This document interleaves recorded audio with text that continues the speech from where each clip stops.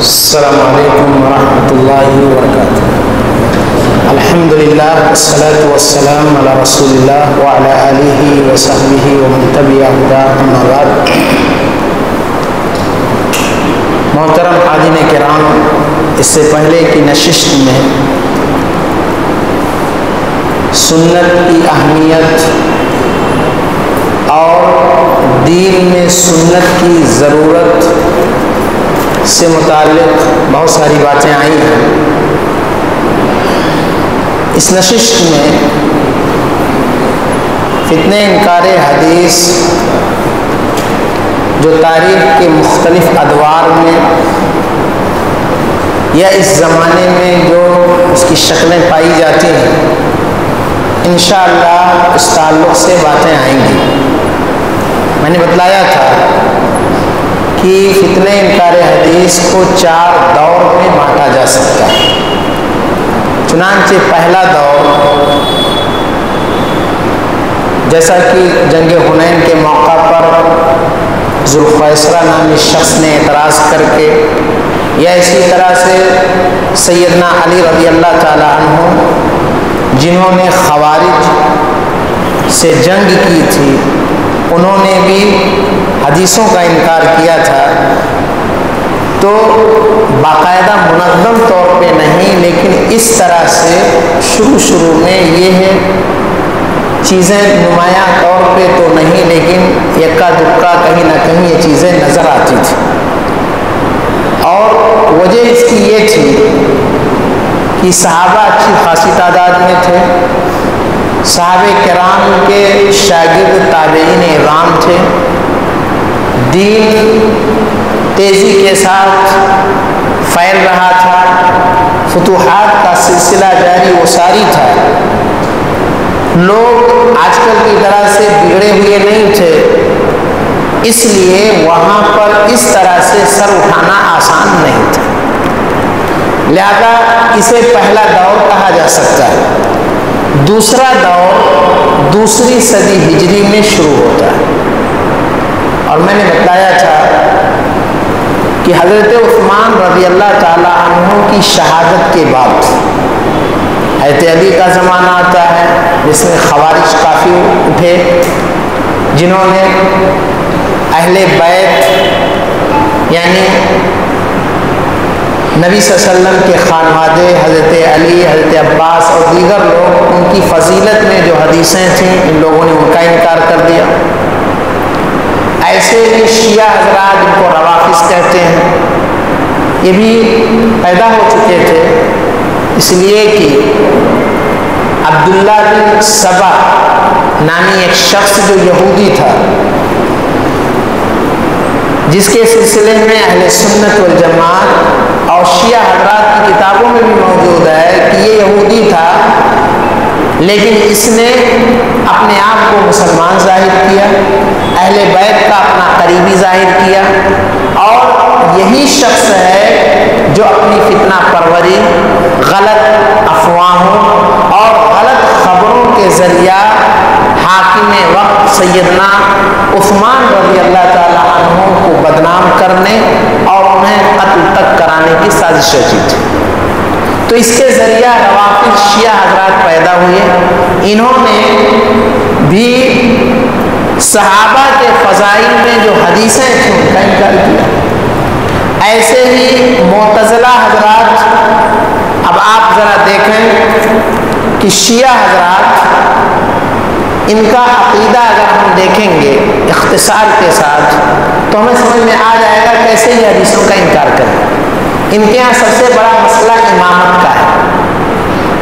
ان کے عقیدے کے مطابق حضرت علی کو خلیفہ پہلے ہونا چاہیے، ابو بکر، عمر، عثمان رضی اللہ تعالی عنہما کے بارے میں ان کی زبان درست نہیں ہے، چند صحابہ کو چھوڑ کے سب کو یہ کافر کہتے ہیں، نعوذ باللہ من ذالک۔ اب ظاہر ہے یہ بات کہنے کے لیے ان کی فضیلتوں سے چشم پوشی، آنکھیں بند کرنا کافی نہیں ہوگا، انہیں غلط ٹھہرانا ہوگا۔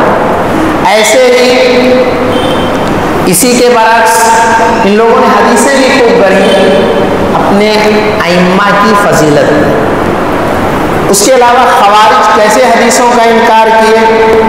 خوارج جو ہے یہ ہے حاکم وقت کے خلاف خروج کرتے ہیں۔ اب ظاہر ہے جو حاکم کی تائید کرے گا، ان حدیثوں پر عمل کرے گا جس میں ہے کہ چاہے حبشی کالا کلوٹا تمہارا حاکم متعین ہو جائے تم اس کی اطاعت و فرما برداری کرو۔ چنانچہ ان لوگوں نے مسئلہ الخفین، ایسے ہی ہاتھ کاٹنے سے متعلق اور بھی بہت ساری حدیثوں کا ان لوگوں نے انکار کیا۔ اسی طرح سے ایک گروہ ہے معتزلہ کا، جنہوں نے اللہ رب العزت کے صفات کا انکار کیا۔ اب اللہ رب العزت نے اپنے لیے ہاتھ ثابت کیا ہے، اپنے لیے قدم ثابت کیا ہے، اپنے لیے چہرہ ثابت کیا ہے، اپنے لیے یہ بتلایا ہے کہ اللہ تعالیٰ گفتگو کرتا ہے۔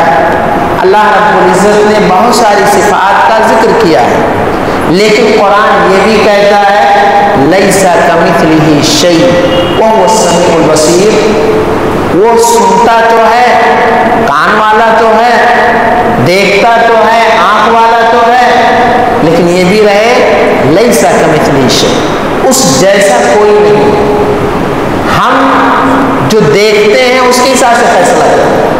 ہمارے یہاں ایک چونٹی کے پاس کان ہے اور ایک ہاتھی کے پاس کان ہے، لیکن جب دونوں کانوں کا تصور ہمارے ذہن میں آتا ہے تو الگ الگ آتا ہے۔ کیوں؟ کیونکہ ہم نے دونوں کو دیکھا ہے، لیکن اللہ تعالیٰ کو کسی نے نہیں دیکھا۔ آخرت میں سب سے بڑی نعمت یہ اللہ کا دیدار ہے، تو پھر ایسی صورت میں ہمیں ماننا بھی ہے لیکن ہمیں کیفیت نہیں بتانی ہے۔ کیوں؟ کیونکہ کیفیت یہ ہم سے مخفی رکھی گئی ہے، ہم سے چھپائی گئی ہے۔ تو اس لیے ان لوگوں نے اللہ تعالیٰ کی صفات کا انکار کیا۔ تو اس طرح سے انکار کا دروازہ دوسری صدی میں کھلا۔ اور دلچسپ بات یہ ہے اور ہمیشہ یاد رکھیں کہ انکار کے لیے بدنصیبی کے ساتھ دو جگہیں متعین ہوئی اللہ کی طرف سے۔ عراق کی سرزمین جو فتنوں کی سرزمین کہی جاتی ہے، یہ فتنہ انکار حدیث عراق میں پیدا ہوا اس زمانے میں، اور ہندوستان کے اندر متحدہ پنجاب کا مطلب یہ ہے کہ بٹوارے کے بعد پنجاب کا کچھ حصہ پڑوسی ملک میں رہا اور کچھ حصہ ہندوستان میں۔ تو قادیان جو قادیانیوں کا مرکز ہے وہ ہندوستان میں ہے، تو متحدہ جو پنجاب ہے وہاں پر انکار حدیث کا فتنہ شروع ہوا، جیسا کہ ابھی آگے ذکر آئے گا۔ تو کہنے کا مقصد یہ ہے کہ اس طرح سے یہ چور دروازہ انکار حدیث کا کھلا۔ چنانچہ امام ابن حزم کہتے ہیں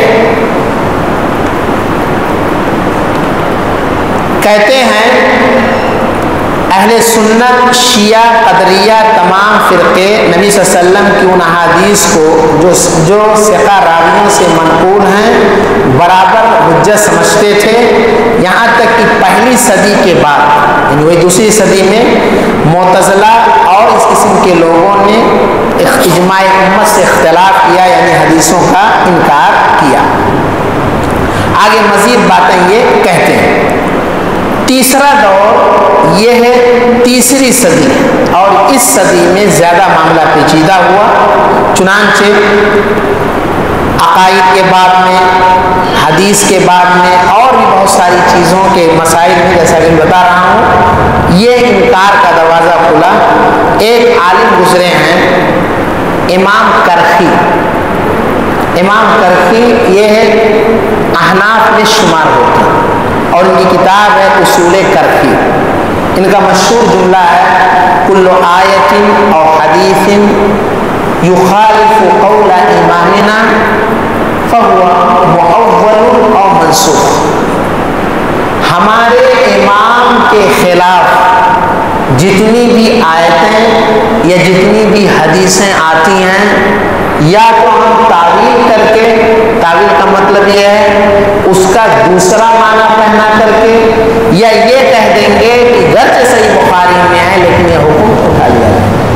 اب بتلائیں، ایک بندہ یہ کہے کہ فلاں شخص چور ہے،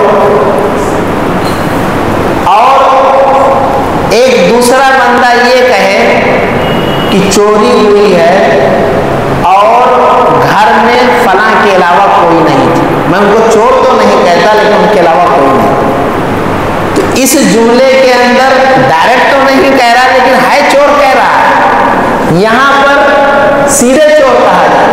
اب اگر کوئی بندہ یہ کہتا ہے کہ ہمارے امام نے یہ کہا ہے، اور ایک دوسرا شخص کہہ رہا ہے کہ سارے اماموں کے امام نے یہ کہا ہے، تو یہ کہہ رہے ہیں کہ ہمیں اماموں کے امام کی بات نہیں لینی ہے، اپنے امام کی لینی ہے۔ اگر اماموں کے امام کی بات آ رہی ہے تو ہم اس کو دوسرا معنی پہنا کر کے سائڈ کریں گے، یا نہیں دوسرا معنی پہنایا جا سکے گا تو کہہ دیں گے یہ حکم منسوخ ہے۔ منسوخ کا مطلب یہ ہے کہ پہلے تھا اب وہ حکم اٹھا لیا گیا۔ یہ ہے کرکی صاحب کہتے ہیں۔ ایک اور امام ہے اسی زمانے کے، ابو بکر جساس، ایسے ہی دبوسی، ان لوگوں نے جو قاعدے بتلائے ہیں، ان قاعدوں سے، ان قوانین سے حدیثوں کا انکار کرنے والوں کو بہت مدد ملی، خاص کر کے چوتھی صدی ہجری میں، یہ 14ویں صدی ہجری میں، جو خاص کر 1857 کے بعد ہے، ان لوگوں نے انہی لوگوں سے اخذ کیا۔ آئیے ان کے چند قواعد دیکھتے ہیں۔ وہ کہتے ہیں کہ سنت کو کیسے کیسے ہم رد کریں گے۔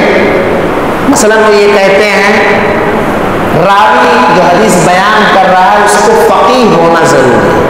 فقیہ کا مطلب یہ ہے، جیسے آپ سمجھیں کہ ایک حافظ ہے، تو حافظ صرف قرآن سنا سکتا ہے، ترجمہ نہیں کر سکتا، مفہوم نہیں بیان کر سکتا، کسی مسئلے سے قرآن سے وہ دلیل نہیں دے سکتا، حافظ کا کام سنا دینا ہے۔ لیکن اگر کوئی عالم ہے تو عالم جو ہے حافظ بھی ہو سکتا ہے لیکن ضروری نہیں ہے کہ عالم حافظ ہو، تو عالم جو ہے وہ تشریح بھی کرے گا، مسائل بھی بتلائے گا، اور آپ کوئی مسئلہ پوچھیں گے تو مسئلہ بتا کر کے دلیل بھی دے گا۔ یا کبھی ایسا ہوتا ہے کوئی نیا مسئلہ پیش آئے، مثلا ابھی کورونا کال میں اب مسجدوں کے اندر جمعہ ہو یا نہ ہو، یہ ایک مسئلہ ہندوستان کی پوری دنیا میں یہ مسئلہ پیدا ہوا۔ اب ظاہر ہے ایسا مسئلہ، ایسی چیز پیش نہیں آئی تھی، اب اس چیز کے لیے قرآن و سنت سے دلیل ڈھونڈنا اور قیاس کر کے مسئلہ بتلانا، اس کے لیے سمجھ چاہیے، جائز اور ناجائز کہنا آسان نہیں۔ تو ان لوگوں نے شرط لگا دی کہ راوی جو حدیث بیان کر رہا اس کو صرف حافظ نہیں ہونا چاہیے، فقیہ ہونا چاہیے۔ میں اس کی مثال دیتا ہوں۔ مولانا مودودی رحمۃ اللہ علیہ کا نام سبوں نے سنا ہے، جماعت اسلامی کے بانی۔ ان کی کتاب ہے تفہیم القرآن۔ اس تفہیم القرآن کی آیت وَأَلْقَيْنَا عَلَىٰ كُرْسِيِّهِ جَسَدًا ثُمَّ أَنَابَ، آپ اس کی تفسیر میں دیکھیں گے تو صحیح بخاری کی ایک روایت ہے، سلیمان علیہ السلام کی 60 سے زیادہ بیویاں تھیں، کئی روایتوں میں الگ الگ، بخاری کی روایت ہے، اور ساری امت کا اجماع ہے کہ بخاری جو ہے قرآن کے بعد سب سے صحیح کتاب ہے۔ انہوں نے کہا کہ ہو سکتا ہے ابو ہریرہ رضی اللہ تعالیٰ عنہ سے بھول ہو گئی، اور یہ کیسے ہو سکتا ہے؟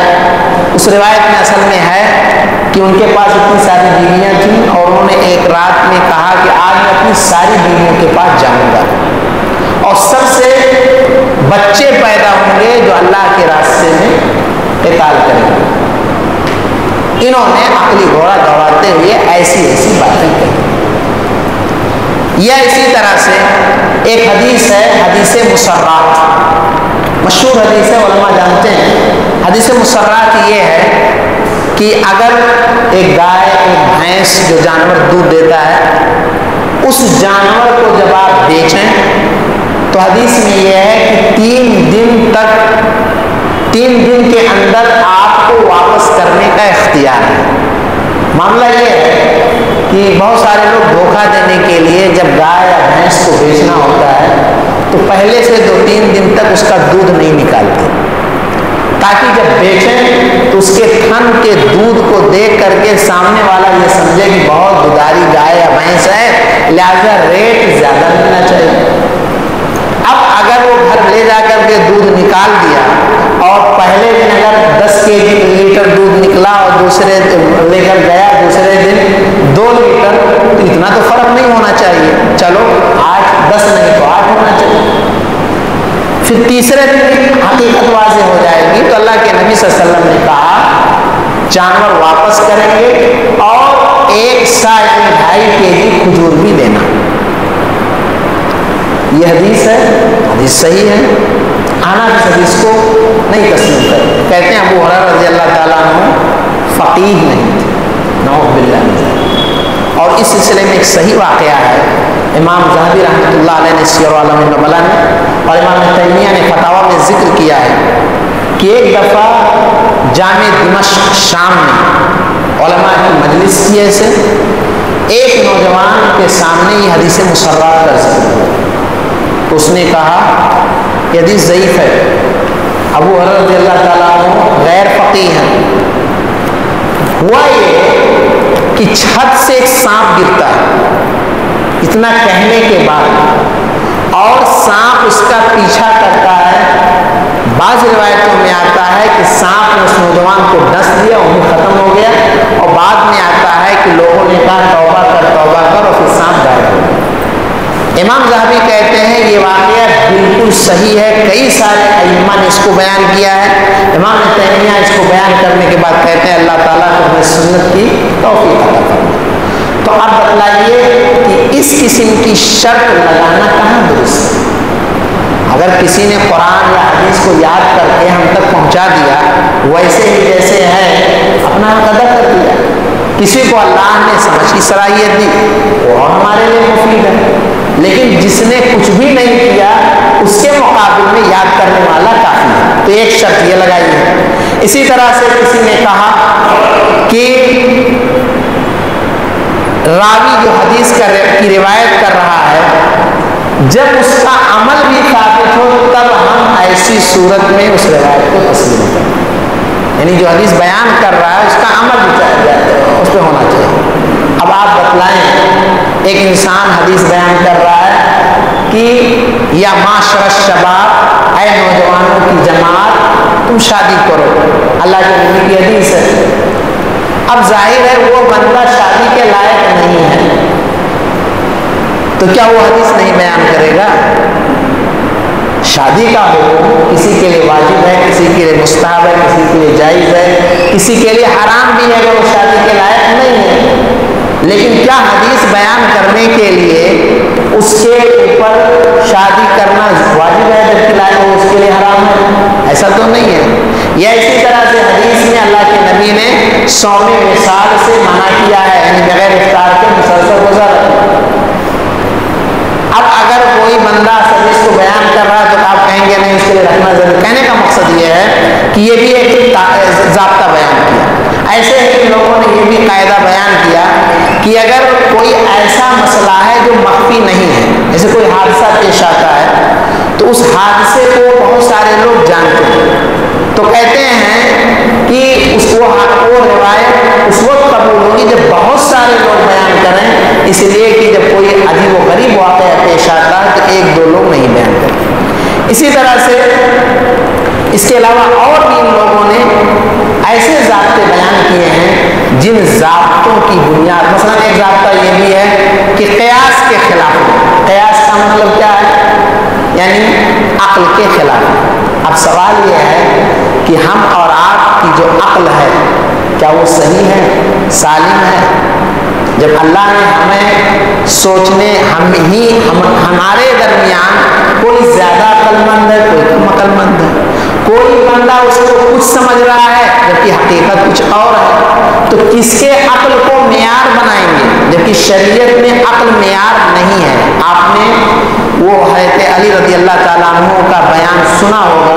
حضرت علی رضی اللہ فرماتے ہیں لو کان الدین بالرأی لکان اسفل الخف اولا بالمس من اعلی ولقد رأیت رسول اللہ صلی اللہ علیہ وسلم یمسح علی ظاہر الخفین، کہ اگر دین کی بنیاد عقل پر ہوتی تو موزے پر اوپر کے بجائے نیچے مسح کرتے۔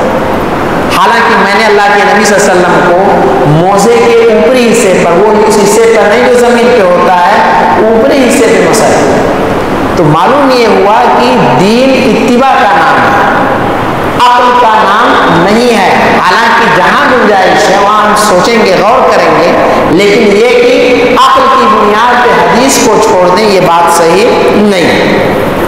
تو اس دور میں اس قسم کی چیزیں آئیں۔ ایسے ہی اس دور میں خطرناک بات یہ آئی اخبار آحاد، یہ اصطلاح ہمیں سمجھنی چاہیے۔ حدیثیں جو نبی صلی اللہ علیہ وسلم کی ہیں،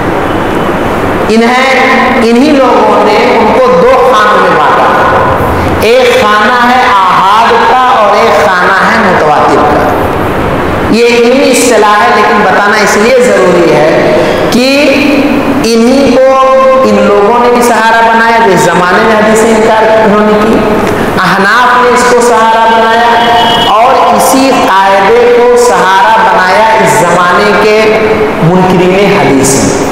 تو ہمیں جاننا ضروری ہے۔ آحاد یہ ہے کہ جیسے میرے پاس کوئی ایک بندہ کوئی خبر لے کر آتا ہے، کوئی دو لوگ لے کر آتے ہیں، تین لوگ لے کر آتے ہیں۔ اگر ایک لاتا ہے تو محدثین اس کو غریب بولتے ہیں، دو لاتے ہیں تو اس کو عزیز بولتے ہیں، تین یا تین سے زیادہ لاتے ہیں تو ان کو مشہور بولتے ہیں۔ اور اگر اچھی خاصی تعداد بیان کرتی ہے کہ جن کی خبر سننے کے بعد یقین کیے بغیر نہیں رہا جا سکتا تو اس کو متواتر کہتے ہیں۔ اب ایک کی خبر، دو کی خبر، تین یا تین سے زیادہ کی خبر، انہیں آحاد کہتے ہیں۔ یہ قرآن جو ہمارے پاس ہے، جس کی ہم لوگ حفظ کی قرأت پڑھتے ہیں، اس کی 7 یا 10 قرأتیں ہیں، سب کی سب متواتر ہیں، یعنی اتنے لوگوں نے بیان کی ہیں کہ جن کو تسلیم کیے بغیر نہیں رہا جا سکتا، گویا ایسے ہی جیسے آپ ہمیں اپنے سامنے دیکھ رہے ہیں۔ تو یہ یقین کا درجہ ہے۔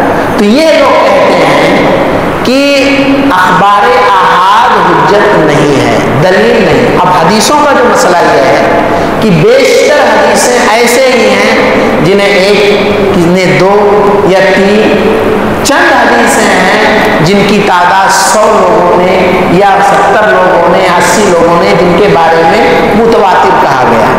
کیوں یہ بات یہ کہہ رہے ہیں؟ اس لیے کہ تاکہ اسی بہانے حدیثوں کو رد کیا جا سکے۔ ہم بزنس کے میدان میں بات ایک سے کرتے ہیں، کسی ایک نے بتلایا کہ اس وقت مارکیٹ ڈاؤن ہے، تو کیا ہم پوری دنیا کے تاجروں یا اس میدان میں کام کرنے والے 10-20 لوگوں سے بات کریں گے؟ 1-2 لوگوں کے ذریعہ بات ہو گئی۔ ضروری نہیں ہے کہ وہ پورے ہندوستان کے جتنے بھی ہول سیلر ہیں یا جتنے بھی اس میدان میں کام کرنے والے ہیں، ہر ایک کو میسج کر کے، ہر ایک کو فون کر کے خبر کی تصدیق کی جائے۔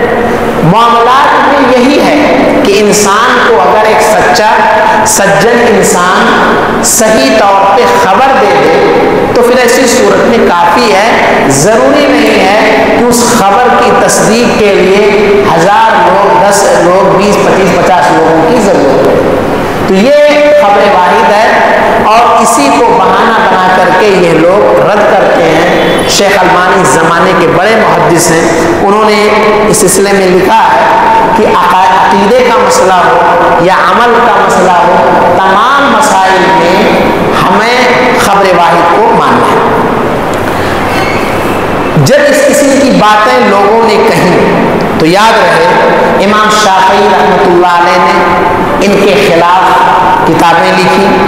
اسی طرح سے امام احمد رحمۃ اللہ علیہ نے کتاب لکھی.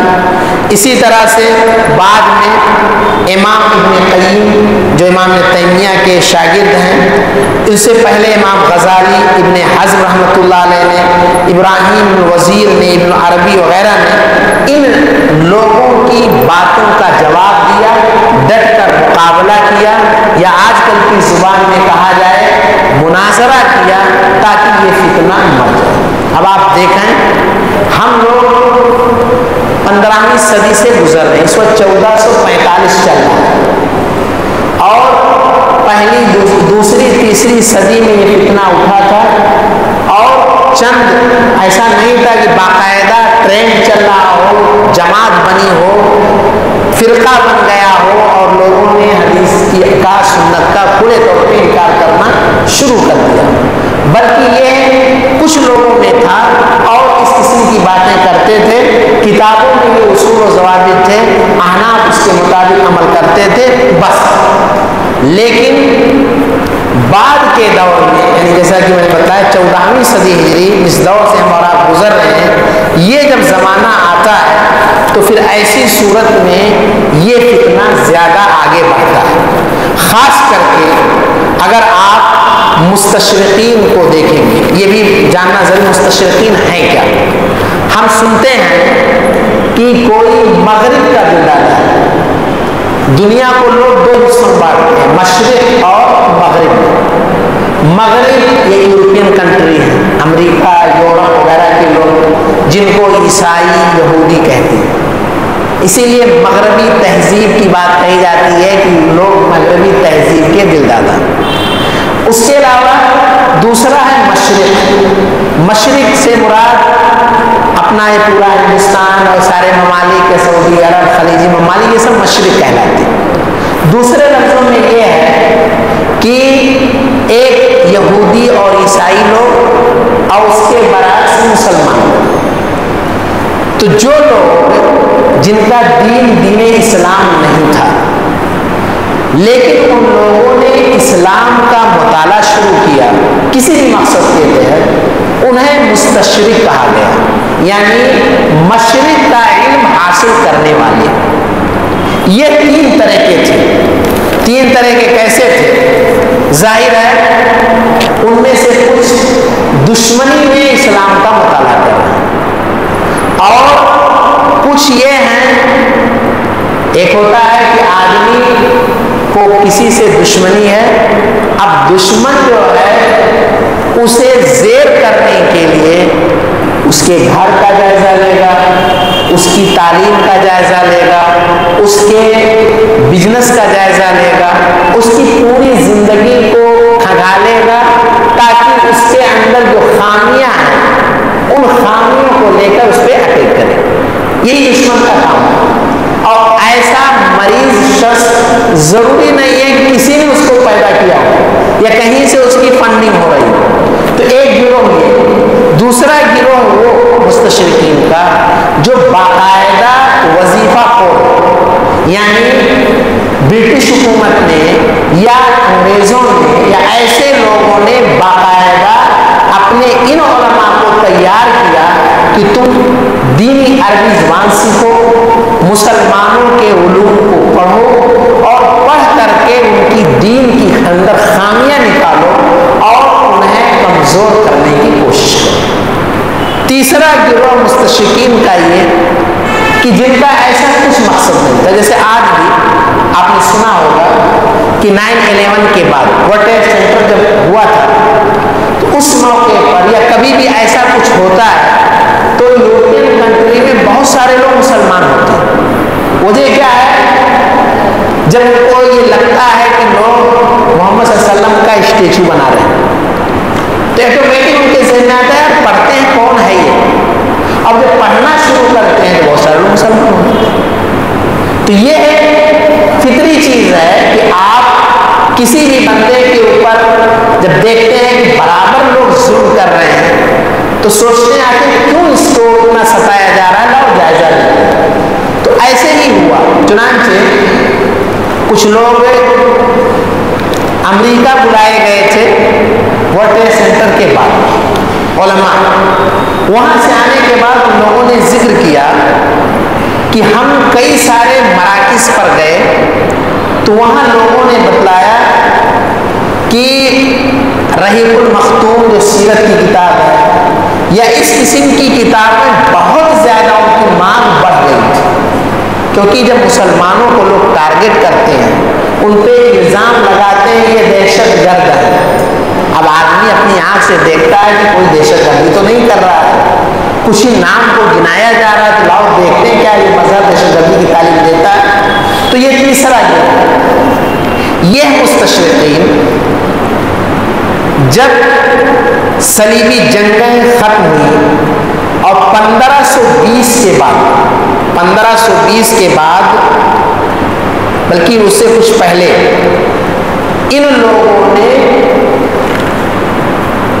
یہ مستشرقین شروع ہوئی اسلام کا مطالعہ کرنے کے لیے. اور جب انہوں نے یہ سلسلہ شروع کیا تو ہمارے ہندوستان بلکہ اسی شہر میں انگریز آئے تھے 1600 عیسوی میں، اور 1600 سے لے کر 1857 کے بعد تک میں جب جنگ ہوئی ہے اس کے بعد سے ہندوستان کے اندر یہ مستشرقین جو تھے ان کے چیلے پیدا ہوئے، اور یہی وہ 14ویں صدی ہے جس صدی کے اندر کیا ہے انکار حدیث خوب پھیلا ہے، خوب پھلا پھولا ہے.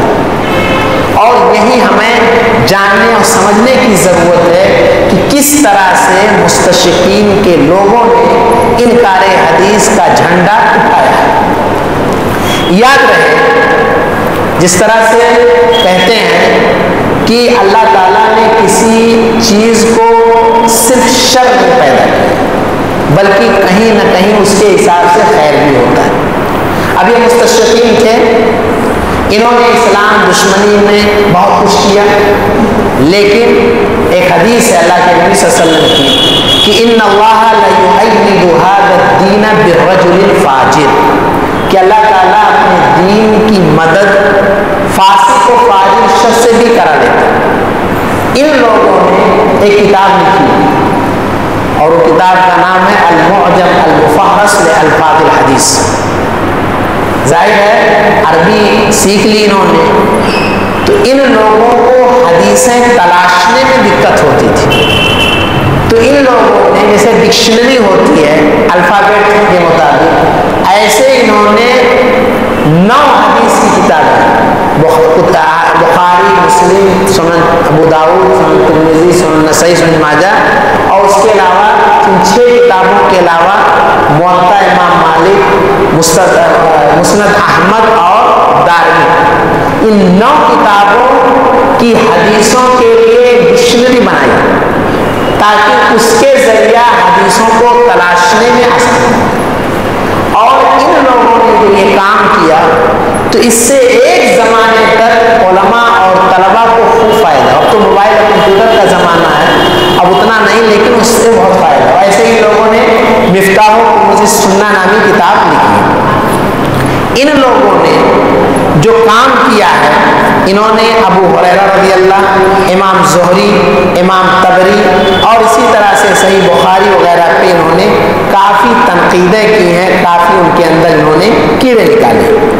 14ویں صدی ہجری جب شروع ہوتی ہے اور یہ جب اپنا پرپرزے عالم دنیا میں پھیلاتے ہیں تو انکار حدیث کا دروازہ پورے طور پہ کھلتا ہے. اور اسے اگر ہم جانیں تو ان کو ہم 6 قسموں میں بانٹ سکتے ہیں. چنانچہ پہلے کیا ہے، ہندوستان کے اندر آپ جانتے ہیں سر سید احمد خان، اور کون نہیں جانتا ہے، یہ پہلے شخص ہیں جنہیں انکار حدیث کے لیے استعمال کیا، اور ان کے ساتھ مولوی چراغ علی. سر سید احمد خان جو علی گڑھ مسلم یونیورسٹی کے بانی ہیں، ان کے یہاں سے ان کے کئی شاگرد تیار ہوئے. ان کے جو شاگرد تیار ہوئے، اب دیکھیں یعنی سر سید احمد خان اور مولوی چراغ علی، ان لوگوں نے کھل کر کے حدیثوں کا انکار نہیں کیا، لیکن ان کے یہاں ایک تھا نیچر، فطرت. اب نیچر کے خلاف جو ہے اس کا انکار کرتے ہیں، چاہے وہ قرآن کے اندر بھی کیوں نہ ہو. سر سید احمد، لیکن سر سید احمد خان آپ جملہ سنیے وہ کیا کہتے ہیں. کہتے ہیں سید الحاج مجھ پر اتہام فرماتے ہیں کہ میں کل احادیث کی صحت کا انکار کرتا ہوں. لا حول ولا قوت الا باللہ العظیم، یہ میری جانب غلط تہمت ہے. میں خود 20 حدیثوں سے جو میرے نزدیک روایتاً درایتاً صحیح ہوتی ہیں استدلال کرتا ہوں. گویا کہ یہ کہہ رہے ہیں کہ میرے یہاں ساری حدیثیں غلط نہیں ہیں، بلکہ میں حدیثوں کا احترام کرتا ہوں. تو اب دیکھیں انہوں نے کیا کہتے ہیں، سر سید احمد خان نے کچھ اصول بنائے اور ان اصول کی روشنی میں بہت ساری حدیثوں کو انہوں نے کا انکار کیا. مثلا کہتے ہیں عقل ہی معیار ہے، انسان کا کے پاس جو عقل ہے یہی معیار. ابھی میں نے آپ سے بتلایا کہ دین کا دار و مدار عقل پر نہیں ہے بلکہ نقل پر ہے، یعنی قرآن و حدیث پر. ہمارے سمجھ میں آئے یا نہ آئے، اب وہ میں نے ابھی مثال دی کہ موزے کے اوپری حصے پہ مسح کرتے ہیں جبکہ عقل کہتی ہے کہ نیچے کے حصے مسح کیا جائے. تو دین کا کی بنیاد عقل پر نہیں ہے بلکہ نقل. تو یہ کہتے ہیں کہ اسی طرح سے انہوں نے قانون فطرت یعنی کائنات میں جو قانون تجربے سے ثابت ہے اس کو بنیاد بناتے ہیں. اب تجربے میں ان کے جو چیز نہ آئے تو بہت ساری چیزیں انسان کے تجربے میں نہیں آئیں. آج ہم بہت ساری چیزوں کو دیکھتے ہیں کہ یہاں بیٹھے ہوئے انسان نہ جانے کتنے ہزار کلومیٹر کے دور شخص کو دیکھتا ہے، باتیں کرتا ہے. پرانے زمانے کے لوگوں سے اگر یہ بات کہی جاتی تو ان کے تجربے میں نہیں آئے تو انکار کر دیں. اللہ کے نبی صلی اللہ علیہ وسلم نے بہت ساری پیشین گوئیاں کی تھیں، آج ثابت ہو رہی ہیں، تو کیا مطلب پہلے زمانے کے لوگ انکار کرتے؟ تو یہ ایک ضابطہ ان کا یہ بھی ہے.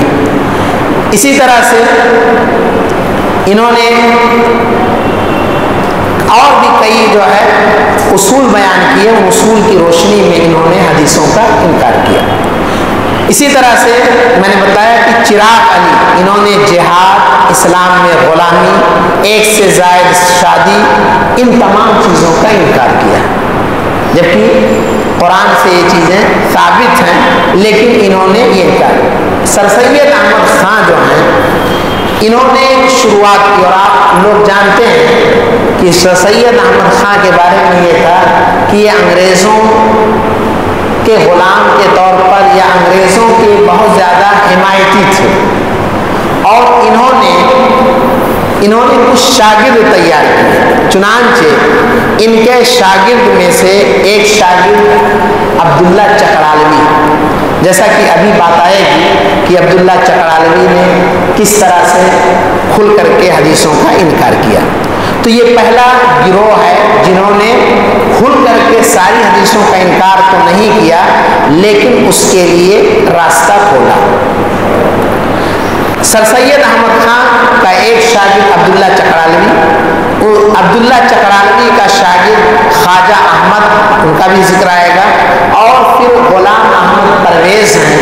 یہ انہی پر جا کر کے سارے انکار کے دروازے کھل جاتے ہیں.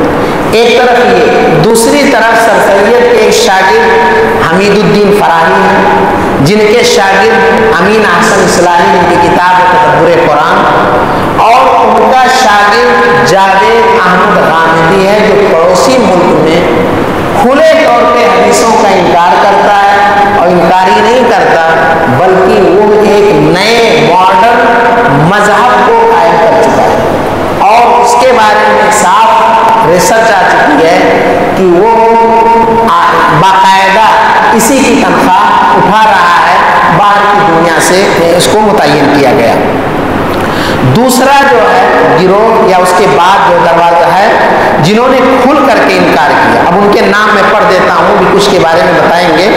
ان میں سے عبداللہ چکرالوی ہے، اس کا شاگرد خواجہ احمد سرہندی ہے، اسلم جیراج پوری ہیں،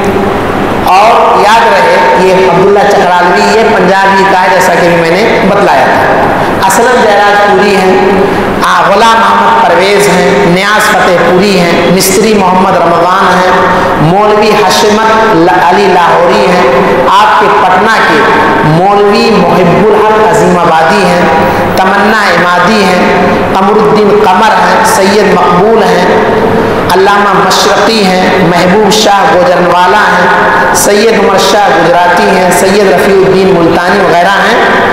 یہ سب جو ہے کھل کر کے انکار کرنے والے ہیں۔ غلام جیلانی برق جیسے لوگ کھل کر انکار کرتے ہیں اور کہتے ہیں سنت تو ایک طرح سے چٹکلا اور ایسے ہی لطیفے کی کتاب ہے۔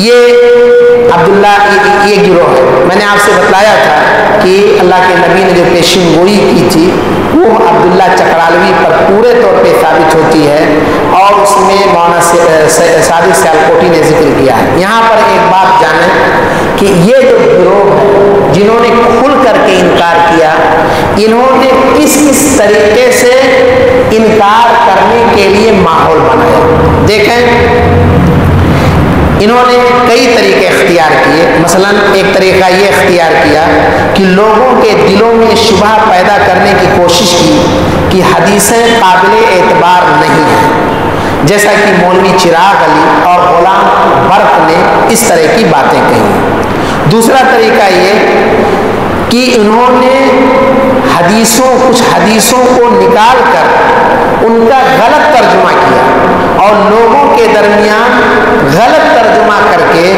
یہ ظاہر کیا کہ دیکھو ایسی حدیثیں ہیں تو کیا ان پہ عمل کرو گے؟ یعنی اگر صحیح ترجمہ کیے ہوگے تو ظاہر سی بات ہے لوگ کہتے ہی اللہ کے نبی کا کلام، لیکن آپ حدیثوں کو توڑ مروڑ کر کے غلط انداز میں ترجمہ کرو تو ظاہر سی بات ہے سامنے والا اس کو غلط سمجھے گا۔ اسی طرح سے انہوں نے یہ بھی طریقہ اختیار کیا، لوگوں سے کہا جب قرآن مکمل ہو چکا ہے تو پھر حدیث کی کیا ضرورت ہے، یہ بھی پیش کیا۔ انہوں نے رسول اکرم صلی اللہ علیہ وسلم کو عام انسانوں کی طرح سے انسان کے طور پہ پیش کیا اور کہا نبی کی حیثیت ایک ڈاکیے کی سی ہے۔ جیسے ڈاکیا رسول کے معنی کیا ہوتا ہے؟ قاصد، پیغامبر۔ تو کہتے ہیں رسول جو ہے ایک ڈاکیے کی حیثیت سے ڈاکیے نے پہنچا دیا قرآن کو، اب کیا ضرورت ہے ڈاکیے کی بات پر اعتبار کرو۔ اللہ کے نبی صلی اللہ علیہ وسلم کہتے ہیں کہ انی اوتیت القرآن ومثلہ معہ، مجھے قرآن دیا گیا ہے اور قرآن جیسی اور چیز دی گئی ہے، یعنی حدیثیں دی گئی ہیں۔ قرآن میں اللہ تعالیٰ نے قرآن کے ساتھ ساتھ حکمت کا ذکر کیا اور حکمت سے مراد سنت ہے، لہذا یہ کہہ کر کے کہ آپ کی حیثیت ایک ڈاکیا کی سی ہے، یہ بات اتہام ہے جب قرآن کہتا ہے کہ آپ کا مقصد یہ ہے تاکہ قرآن کی وضاحت کریں۔ اسی طرح سے انہوں نے نبی کریم صلی اللہ علیہ وسلم کی توہین کی کوشش کی، جیسے یہ کہا کہ یہود و نصارہ نے اپنے رسول کی توہین کی تھی۔ تو یہ تیسرا گروہ ہے۔ دوسرا گروہ، تیسرا گروہ ان لوگوں کا ہے جنہوں نے حدیثوں کے اندر شکوک و شبہات یا حدیثوں کو ہلکا کر کے ثابت کرنے کی کوشش کی۔ جیسے میں نے بھی بتایا مولانا حمید الدین فراہی جو شاگرد ہیں کیونکہ سر سید احمد خان کے امین احسن اصلاحی جو حمید الدین خان کے شاگرد ہیں۔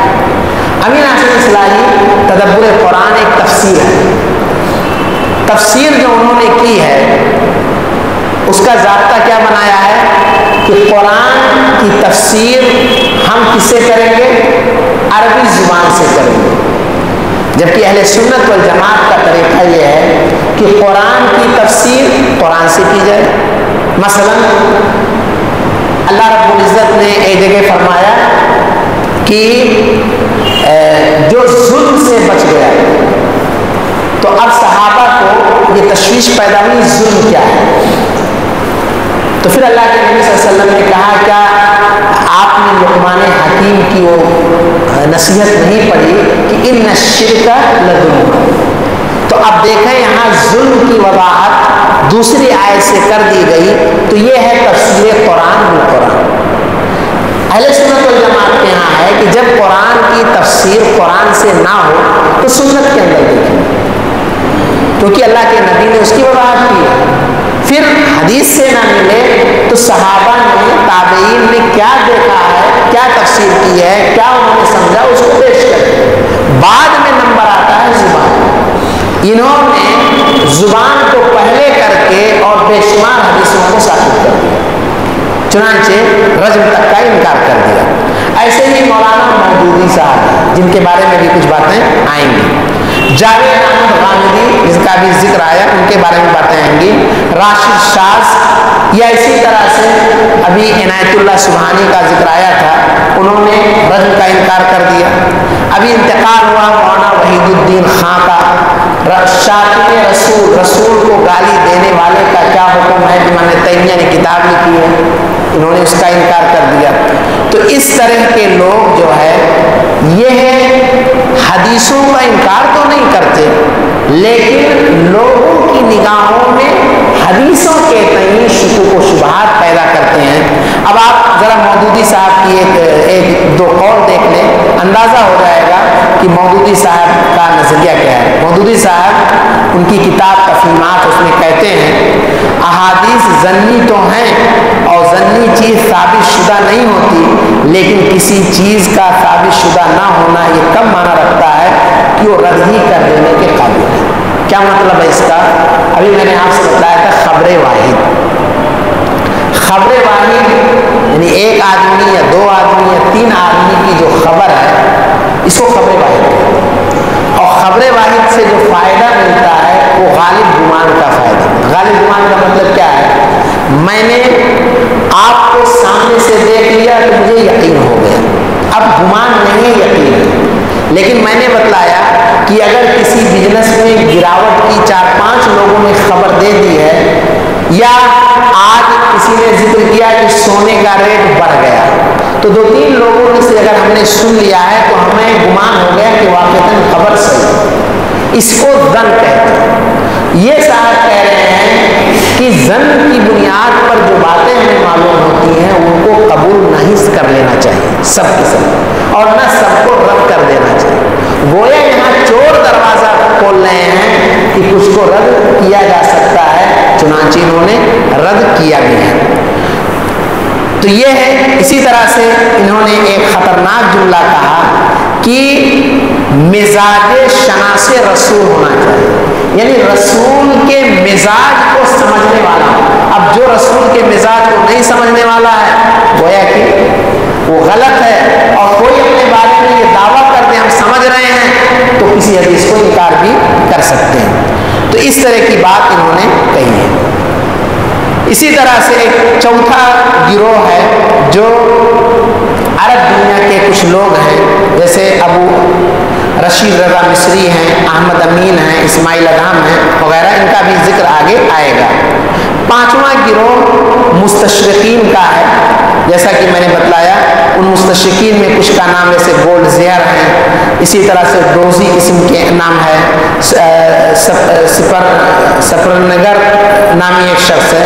ان لوگوں نے بھی بہت ساری وجوہات کی بنیاد پر حدیثوں کا انکار کیا ہے، اور ان کے شکوک و شبہات انشاءاللہ ذکر کیے جائیں گے۔ چھٹا اور آخری گروہ جو ہے یہ ان لوگوں کا ہے جنہوں نے انکار نہیں سیدھے نبی ہونے کا دعویٰ کر دیا، یا اس بہانے اور آگے بڑھ گئے، جسے مرزا غلام محمد قادیانی۔ آپ کو حیرت ہوگی کہ مرزا غلام محمد قادیانی اور عبداللہ چکرالوی یہ دونوں وہاں پنجاب کے، اور ایک 1900 میں اور ایک 1902 میں یہ ہے اپنا جھنڈا بلند کرتے ہیں، اور دونوں جو ہے وظیفہ خور بن کر کے ایک حدیث کا انکار کر رہا اور ایک سیدھے اپنے بارے میں کہہ رہا حدیث کا انکار تو چھوڑو میں خود ہی نبی ہوں، اور آج بھی وہ اپنے فتنے پھیلا رہے ہیں۔ تو یہ ہے چند لوگ تھے، انشاءاللہ کچھ اور تفسیر آئے گی، اور ان کے جو اسباب ہیں ان کا ذکر آئے گا۔ وقت ہو گیا ہے، اللہ رب العزت سے دعا ہے کہ الہ العالمین تو ہمیں صحیح معنوں میں سنت کا حمایتی بنا اور اس پر عمل کرنے والا بنا. آمین تقبل یا رب العالمین.